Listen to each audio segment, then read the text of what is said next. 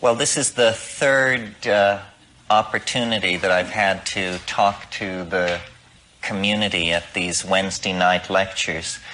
Well, I figure we have about 25 years before this information will be completely assimilated into the encroaching consumer society, the leveling of values that seems now to be an inevitable part of the globalizing of society.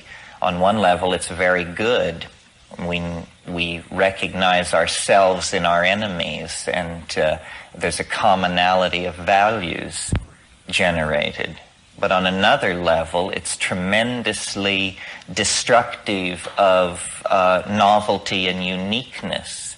I mean, we're turning the whole planet into a white bread mall shopping culture, and the values of every other way of doing things is being subsumed to that. I talked a lot in these Wednesday night lectures and with the section about the importance of partnership societies in the human past, and how the nostalgia for these kinds of social arrangements have driven us throughout our experience of history. Well, it is nevertheless true that even today in the Amazon and perhaps in a few other relict environments, partnership societies exist.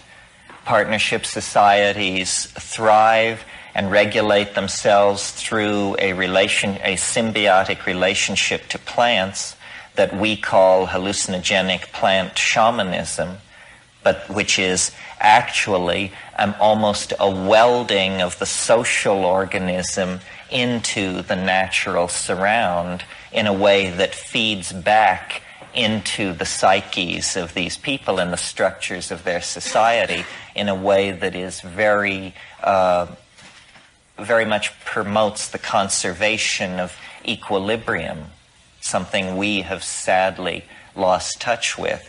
So it's very important to preserve the options that have been discovered by people over the millennia, the options that allow a recreation of the sensory and psychic ratios that characterize the partnership society, in contrast to the kind of dominator society that we've lived under for such a long time. So it isn't a matter simply of preserving plants for medicines.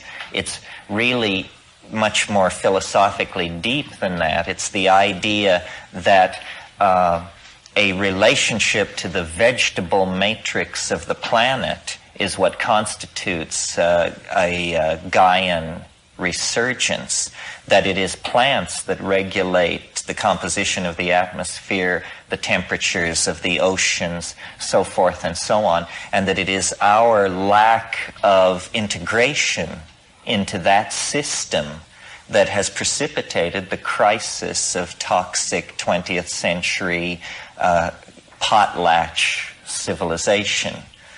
By potlatch was a custom of the Northwest Coast Indians, where they would, to show their wealth, destroy huge amounts of material so that houses would be burned, feathered blankets burned, totem poles burned in the potlatch, in an orgy of destruction which proves your wealth. And we have assimilated and perfected this custom so that it is second nature to us. And the whole planet is a vast potlatch. We are robbing our children and their children of any sort of recognizable future by basically grabbing it all for ourselves. No other society in history has been so callous to human values that it condemned generations unborn of its own children to live in a desert. The main thing, I think, that comes out of an effort to formulate a psychedelic point of view, and I take it this is what we have been involved in. A psychedelic point of view means a point of view which honors consciousness. consciousness is seen as the value to be maximized. That's what we want. We want more consciousness, better integration, better information, better models.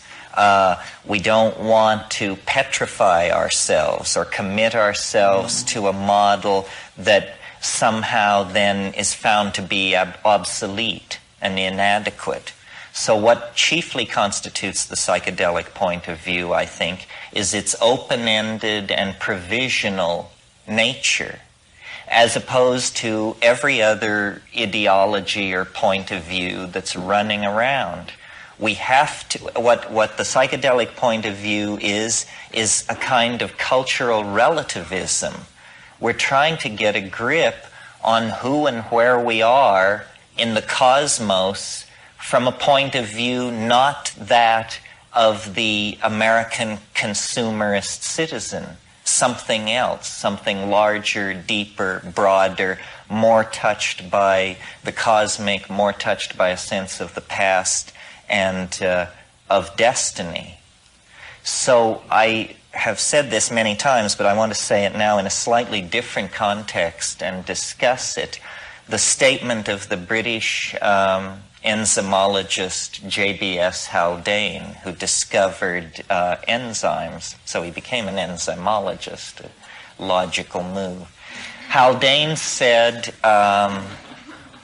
the world is not only stranger than we suppose, it is stranger than we can suppose. And this is something that we have not entertained very seriously as a possibility, especially the cheerful characters in the white coats with the clipboards.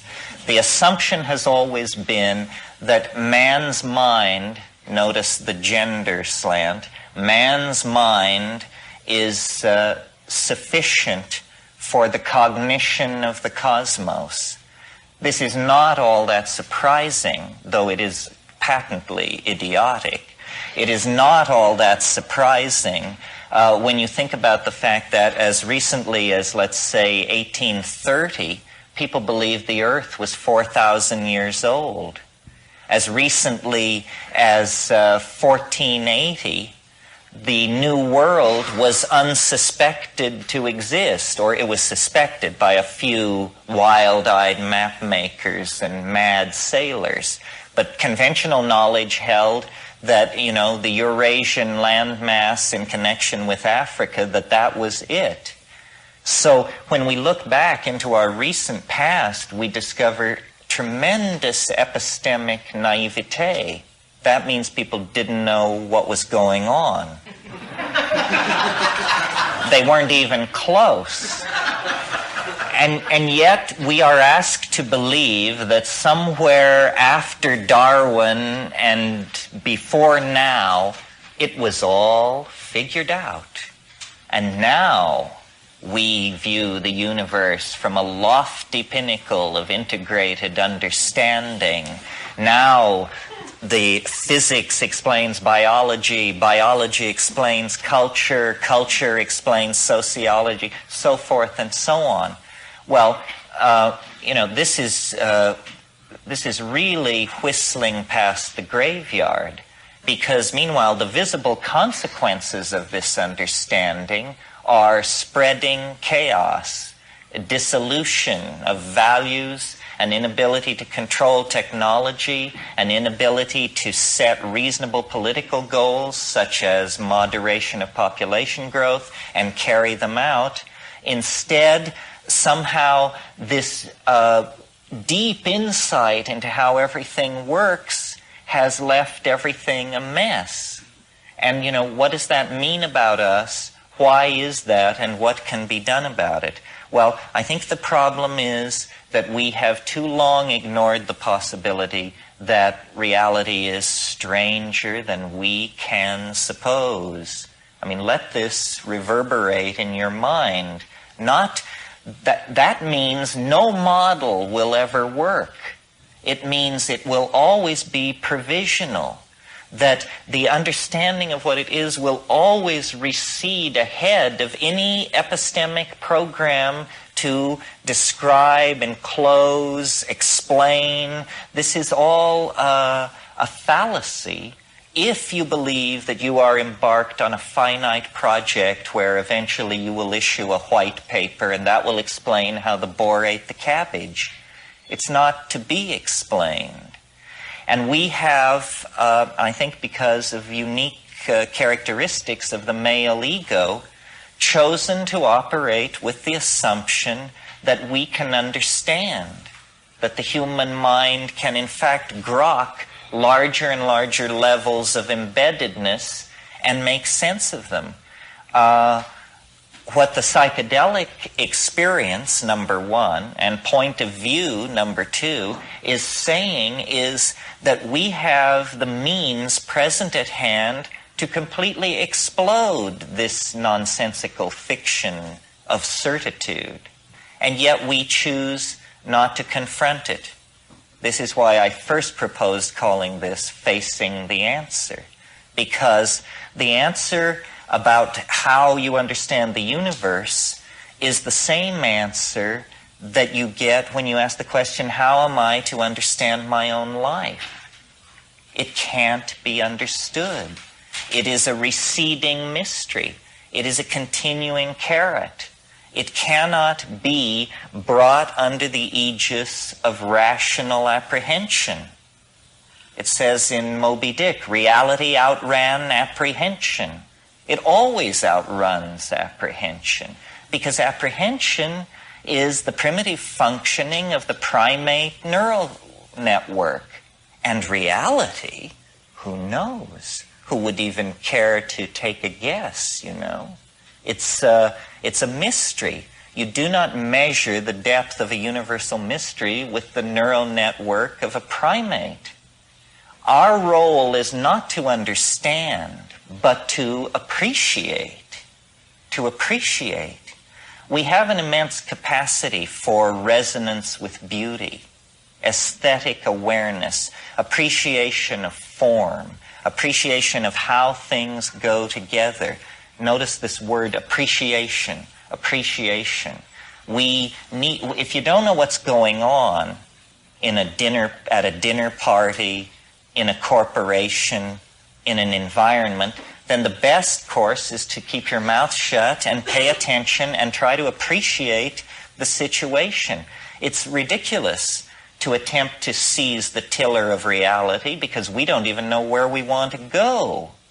So the notion that by creating these models of reality which are not acknowledged as models, but which are called scientific truth, we betray ourselves down the primrose path that leads to dreary, dusty death.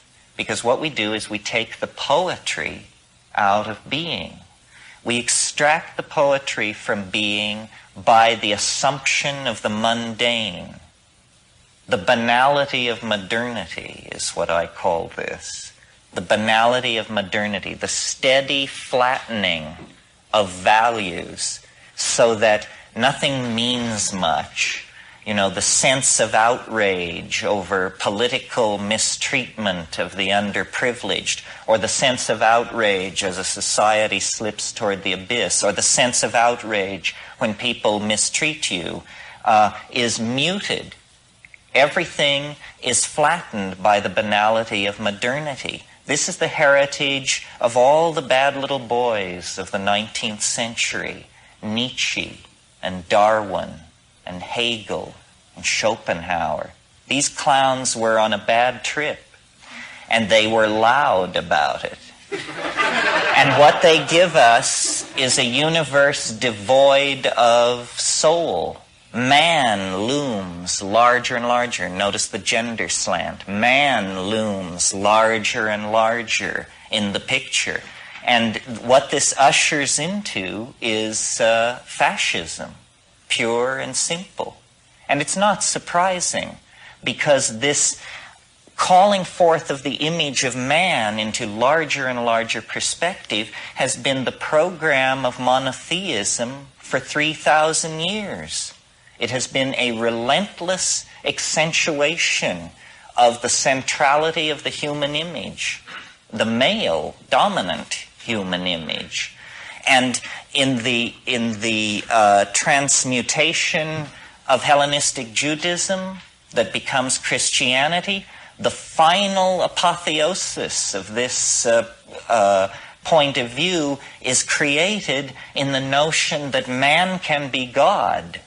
That's it.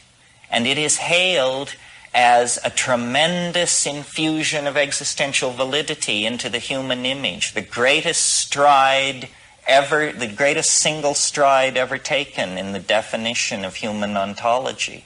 Well, I would like to suggest to you it was the greatest backward step ever taken, because what it did was it shoved nature further and further into the background. Nature is something from which we torment her secrets. This is Francis Bacon. We torture nature to obtain her secrets. The world is created for man. It is for man to remake in his image all this gender stuff. And it is then no wonder that building on that foundation, 19th century rationalism, which thought it was putting these things behind it, it conceived itself as anti-clerical, as anti-monotheism and Christianity in some sense, and yet what it really did was it just stripped away the Baroque trappings. Hans Jonas was very acute in pointing out that 3rd century Hellenistic Gnosticism and Heideggerian philosophy are essentially the same thing. It's just that in the Gnostic recension, you get all these sexy, you get demons and angels and levels and the emanation from the pleroma and the clash of the archons. Opera. In the Heideggerian recension, they've just gotten down to the nitty-gritty, but the message is the same. Man is thrown into the unknown. Man is in the abyss, lost. All meaning must come from within. All order must come from an inner vision. We are abandoned. This is Heideggerian language. We are abandoned. Well, this is permission then for pathology, because it is a point of view purchased at the cost of ignoring the facts of the matter. And that is, in my definition, a delusion. A point of view purchased at the expense of the facts of the matter. Whitehead said there are stubborn facts. You can reduce and reduce all you want, but there are certain stubborn facts. Well, one of them is the primacy of nature, a stubborn fact which was ignored by this tradition. Once nature is taken as the ground of being, then the permission to inflate the image of the ego is denied. And I think that this is happening globally, very slowly, under pressure, under duress, because our backs are to the wall. We are seeing a planetary crisis unfold before our eyes. And, blame has not yet come into the rhetoric, but eventually it's going to be understood who's to blame. And it isn't the tribesmen of New Guinea or the Indians of Siberia. It is Western, male, scientific, technological hubris that has claimed center stage like a noisy drunk and then just proceeded to hold us all prisoner while it acted out a process that is rooted in its own traumatic birth, in the sundering of the symbiotic relationship to the vegetable matrix that characterized prehistory. Well, so what I'm offering as a counterpoise to that is this notion of provisional models. Nature is not mute. This is what Sartre said. Nature is mute. He was another one of these people who pushed this existential line in one form or another.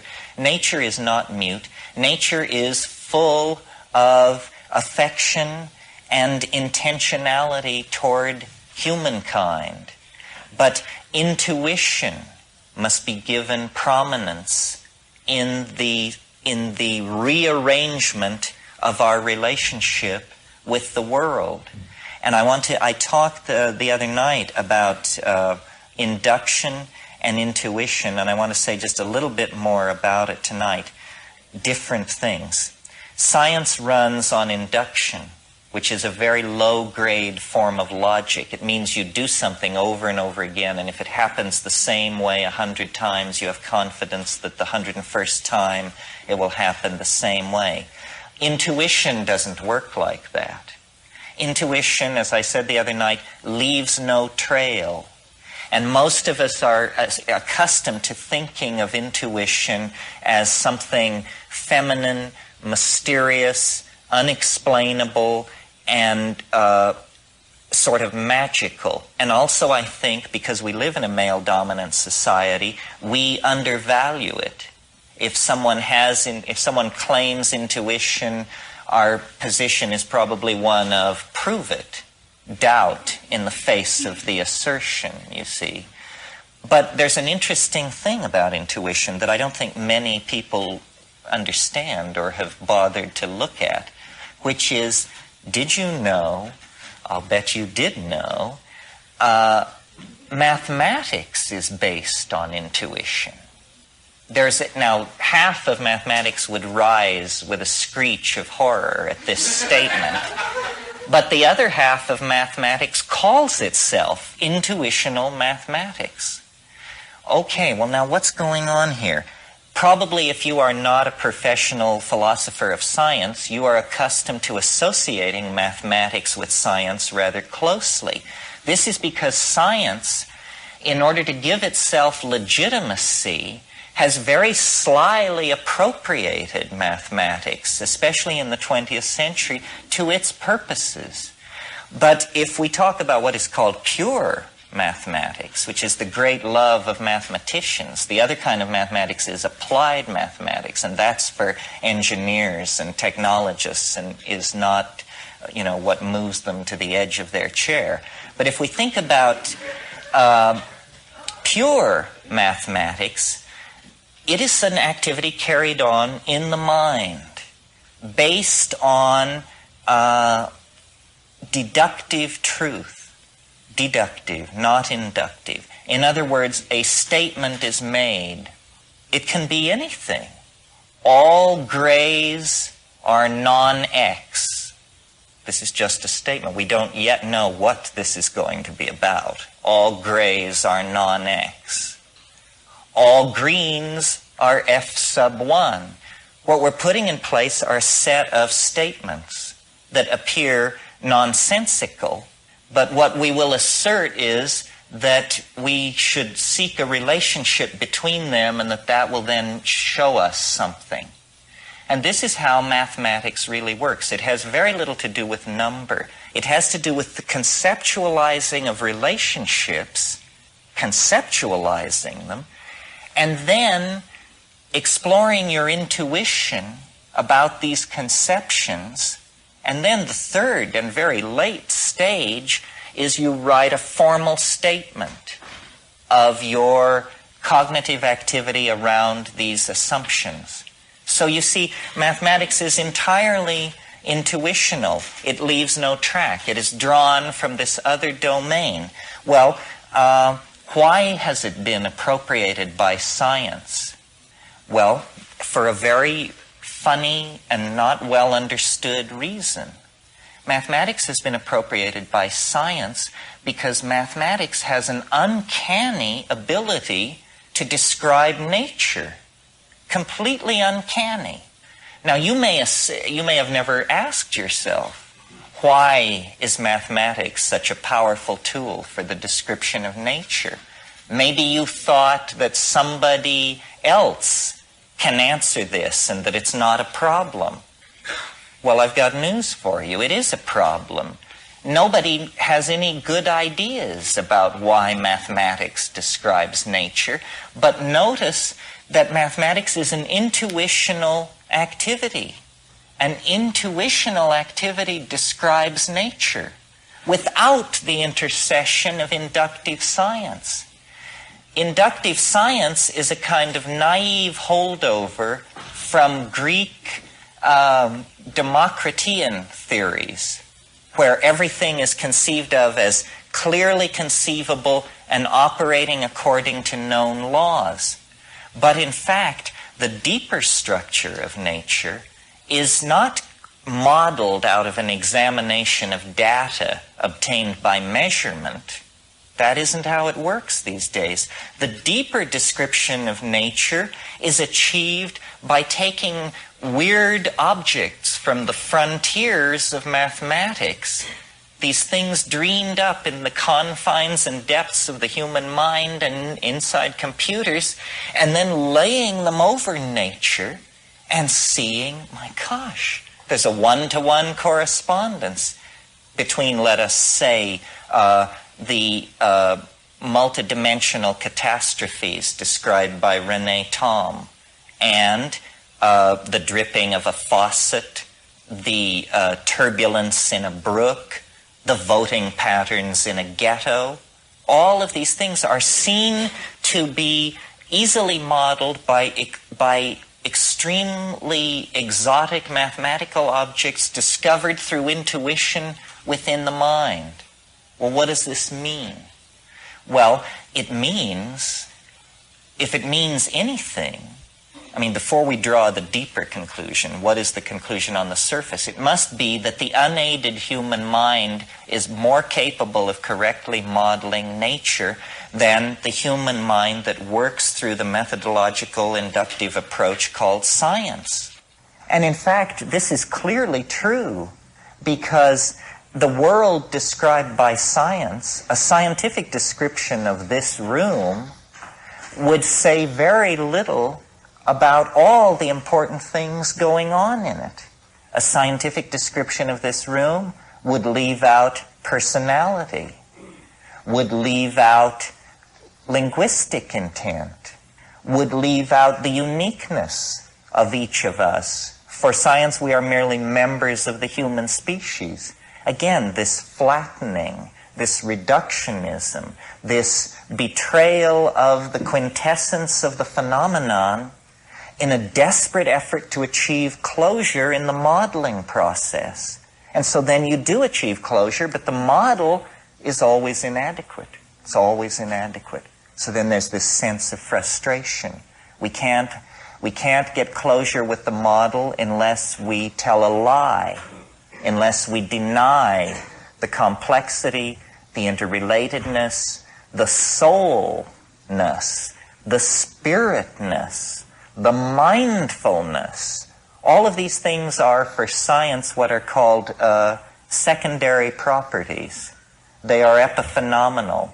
They are only an aspect of your point of view, like an iridescence on a butterfly's wing or something like that. In fact, that is the classic reductionist definition of consciousness. It is an iridescence that appears on the surface of neural processing that we mistake for true being. And yet somehow we are embedded within this iridescence, and it is from within this iridescence that we launch the descriptive models that then deny our existential validity. Well, so this has been an onanistic exercise, is one way of putting it, and there must be others. Okay, so then what is the path of intuition in relationship to nature that is different from the path of science? In a way, it's only a shift of emphasis. William Blake said, attend the minute particulars. Attend the minute particulars. This is very good advice for science, and it is very good advice for mathematics. And what I'm suggesting here tonight is that we have misconstrued mathematics and have bought the notion that it is a part of science, when actually it stands ready to empower intuition and to sweep science, if not away, at least into a more proper role, more befitting its extremely limited application to the higher orders of reality that we really care about. I mean, science is really, it's the plumbing level of reality. It doesn't catch, the integrated nature of language, the evolution of fairy tale, the dynamics of love affairs, the quintessence of genius. These are the things that as human beings structure and constellate and guide and inform our world. And science has nothing to say about these things. Mathematics, on the other hand, is like the bedrock celebration of these things. It empowers intuition. It discovers intuition to be the most powerful epistemic tool that we have. More powerful than induction, more powerful than deduction. Intuition is the unifying of experience into a gestalt image of the world, a coming together within the organism of a correct imaging of the world. Now, what do I mean by correct imaging? All I mean is a provisional image that carries you to the next moment. This is all we can hope for at this stage. We are much more suited for dancing than for whatever it is that we have been doing. Whatever it wasn't dancing. We are a part of nature. We are a part of light. We are a part of the energy field of the planet. We are not its keeper in the sense that it is not given unto us to understand it. That was all a horrible misunderstanding. The idea that we should understand reality and then somehow make something of it. Alfred North Whitehead said that understanding is the apperception of pattern as such. As such. That's all. So here we have a room full of people. Well, it's a pattern. It's many patterns. It's the pattern of how men and women are mixed together statistically as we scan from left to right. If I see a pattern there, I know something about the crowd.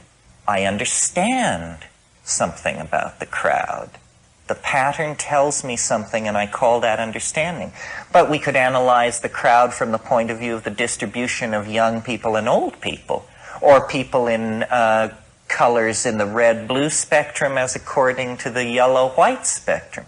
Each one of these things is a way of analyzing the pattern in the room.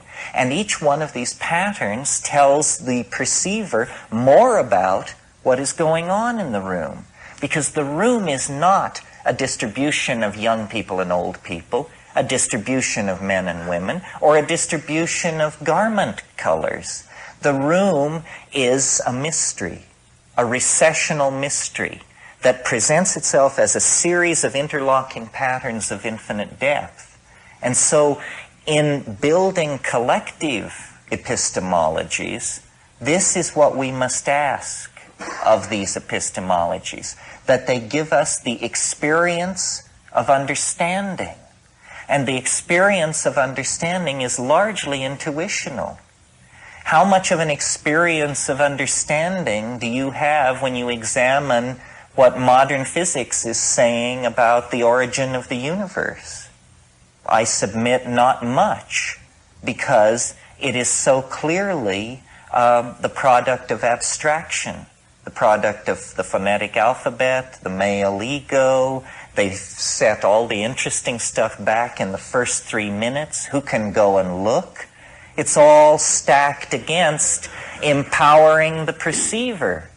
It's all stacked against empowering the perceiver. You can't even check the statements these people are making unless you happen to have a $125 million colliding Bevatron or something, and the understanding to use it and interpret the results. So what we have is a priesthood off on the edge of things, propounding great profundities that nowhere touch the heart, nowhere empower the individual, nowhere strengthen the dyad or reinforce the family, or give support to the downtrodden. It doesn't seem to be about that. In other words, the explanation of the world is not a human explanation. A human explanation must come from intuition. It must come from poetry. It must come ultimately from experience. And by experience, I don't mean the experimental method of science, which is that things are pulled apart, taken down to their lowest common denominator, and then described. I mean, if you do, that's like believing that you understand Los Angeles if you have the telephone directory. You know? I mean, this is the level of genetics today.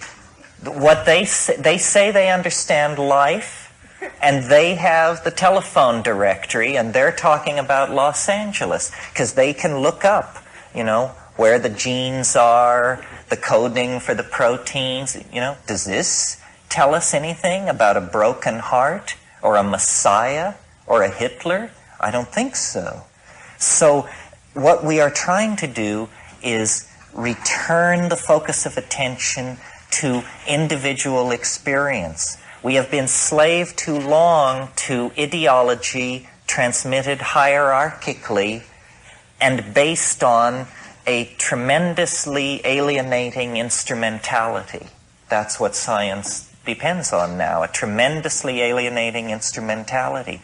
What we need to do is empower experience. Well, this is where the psychedelics come in, because citizens don't take psychedelics because it's illegal. Neither do marionettes, neither do robots. None of these well-behaved and mechanistic reductionist images of humanity take psychedelics because it's misbehaving. Misbehaving is a great sin. In fact, it's enshrined as the first sin. You'll regard that the psychedelic issue was there in Eden, and somebody misbehaved, and then they got tossed out forever, and their children's children into the chaos of history. It's interesting to read in Genesis why this was. It was because they will become as we are, says Yahweh. They will become as we are if they eat of the fruit of the tree of knowledge. I suggest to you that this is precisely what we should seek to do, and that this we is the voice of hierarchy, the voice of paternalism, the voice of the male ego finally right up into the storm god, the volcano god who lies back there in the origins of monotheism. We empower our experience by insisting on our authenticity. It's a wonderful thing to learn to be able to stand up and yell bullshit. I did it when I was about 18 years old, and it was the meme of the hour, and it blew their minds. It did blow their minds. It was uncivil.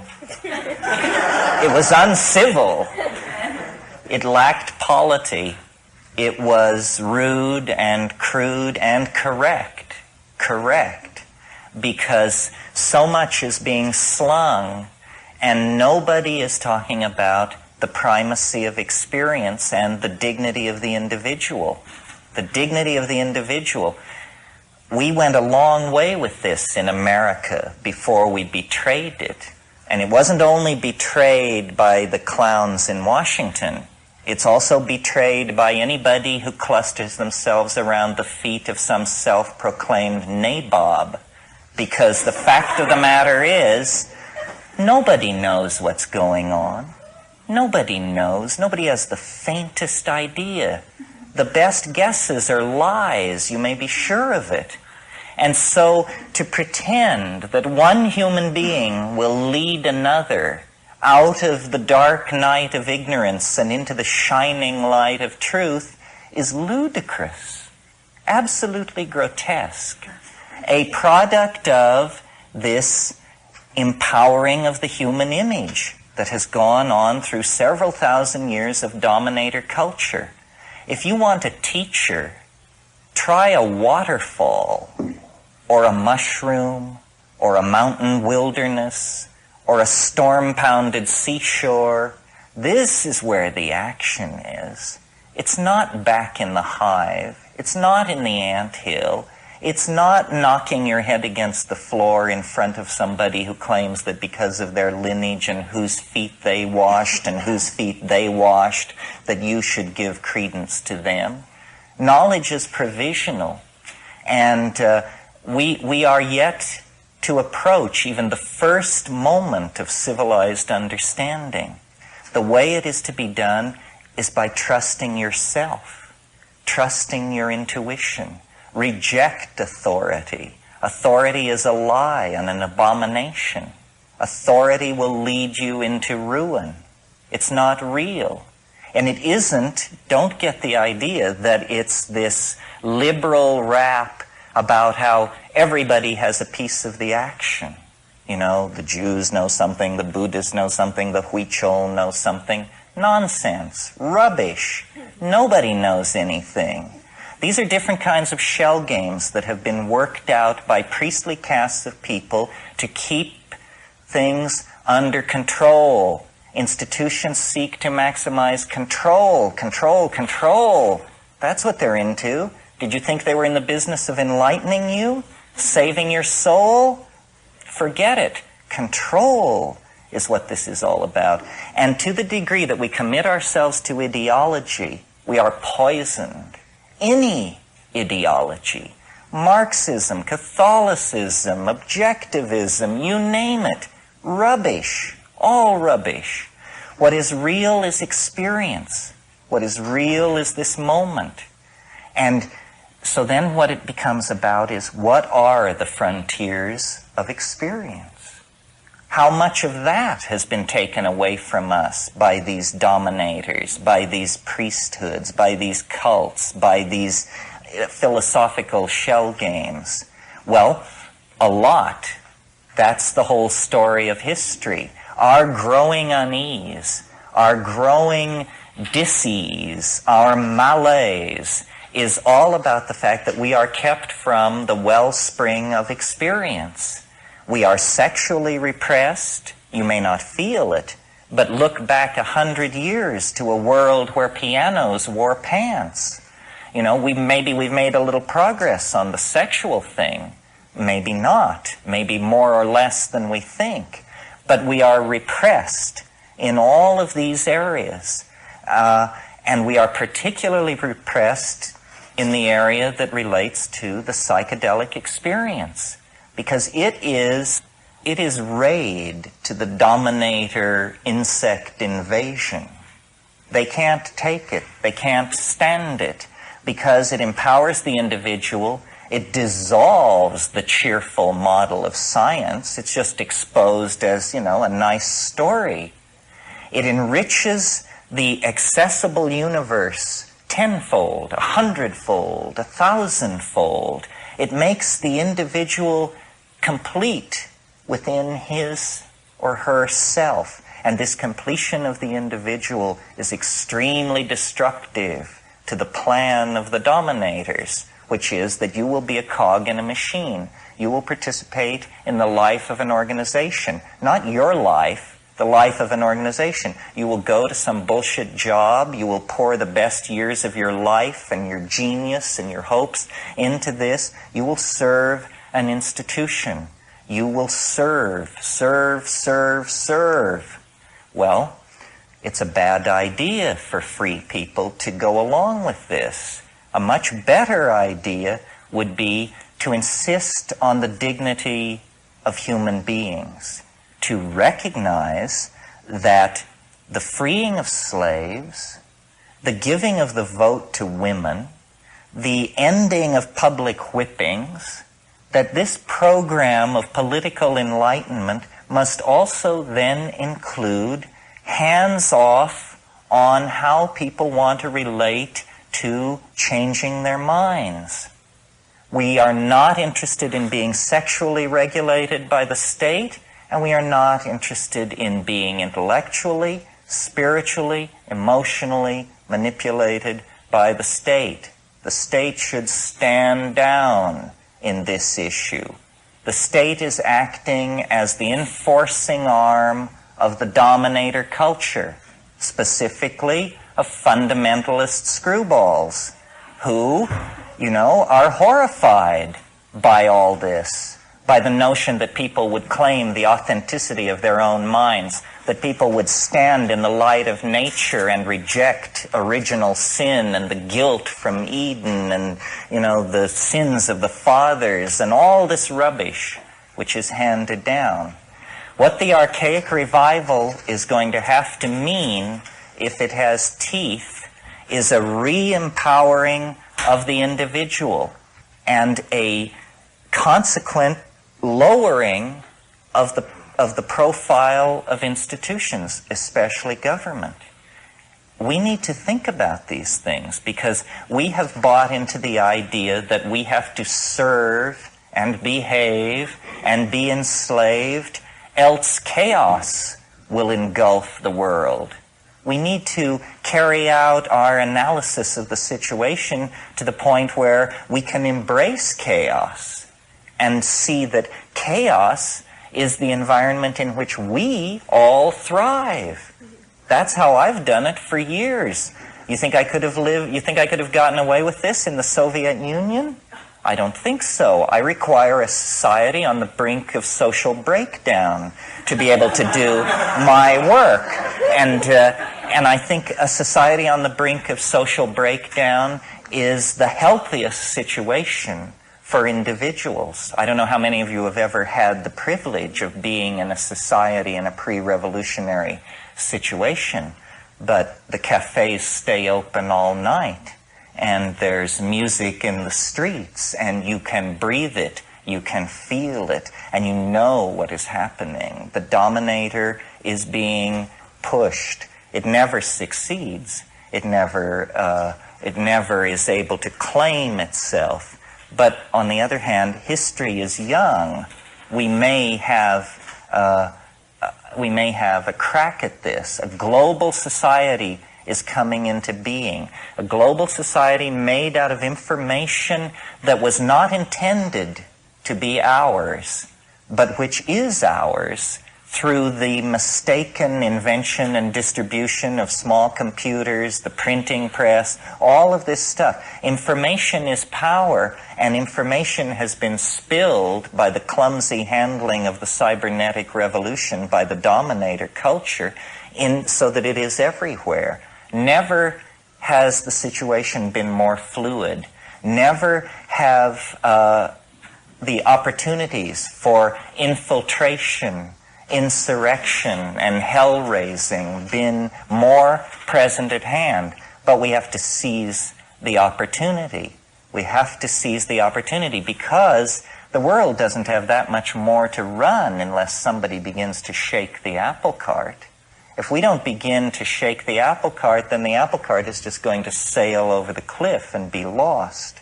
So the psychedelics are very hot in this because they dissolve boundaries. They dissolve assumptions. And our task, our being the everyone who seeks self-empowerment through experience, our task is to dissolve the assumptions of the dominator culture and make it impossible for it to work. This, I think, is already happening. We have nature on our side, you see. Nature is beginning to kick up. And, it may alarm you that they're cutting down the Amazon rainforest, but imagine if you were the clown who owns it, how alarmed he is. He sees it as an investment. He thinks he owns it. And when he sees that it's being destroyed, he's extremely alarmed. The fact that nature is itself being seen as a limited resource is a tremendous tilt to our side, because the provisional model, psychedelic, open-ended partnership way of doing things is the only style that can perhaps seize the controls of this sinking submarine and get it back to the surface so that we can figure out what should be done. If we continue as we have, then, we're doomed. And the judgment of some higher power on that will be, they didn't even struggle. They went to the boxcars with their suitcases and they didn't even struggle. This is too nightmarish to contemplate. We're talking about the fate of a whole planet. Why are people so polite? Why are they so patient? Why are they so forgiving of gangsterism and betrayal? It's very difficult to understand. I believe it's because the dominator culture is increasingly more and more sophisticated in its perfection of subliminal mechanisms of control. And I don't mean anything grandiose and paranoid. I just mean that through press releases and sound bites and the enforced idiocy of television, the drama of a dying world has been turned into a soap opera for most people. And they don't understand that it's their story and that they will eat it in the final act if somewhere between here and the final act they don't stand up on their hind legs and howl.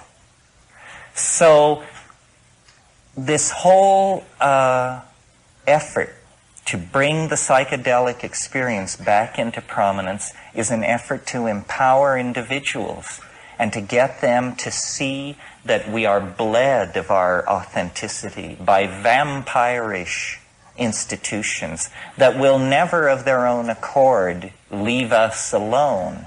There must be a moment when the machinery and the working of the machinery becomes so odious that people are willing to stride forward and throw sand on the track and force a reevaluation of the situation. And it's not done through organizing. It's not done through vanguard parties or cadres of intellectual elites. It's done through just walking away from all of that. Claiming your identity, claiming your vision, your being, your intuition, and then acting from that without regret, cleanly, without regret. Okay. Well, I want to thank you all again, not only for this evening, but for the month. And Esalen is a wonderful second home to me and my wife and my children. I'm very concerned about free speech, freedom of thought. These things are endangered means. Esalen has always tolerated and even encouraged me, and I think this is extremely laudable and brave. They don't have to do that. Somebody else could sit here and amuse you and it wouldn't cause any ripples. So I'm very appreciative to Esalen for its commitment to free speech. I'm appreciative to you. This may have outraged some of you. You were very noble about it. Civilized dialogue is our last best hope, and we must preserve theaters and opportunities for civilized dialogue. The best idea will win. The best idea will win.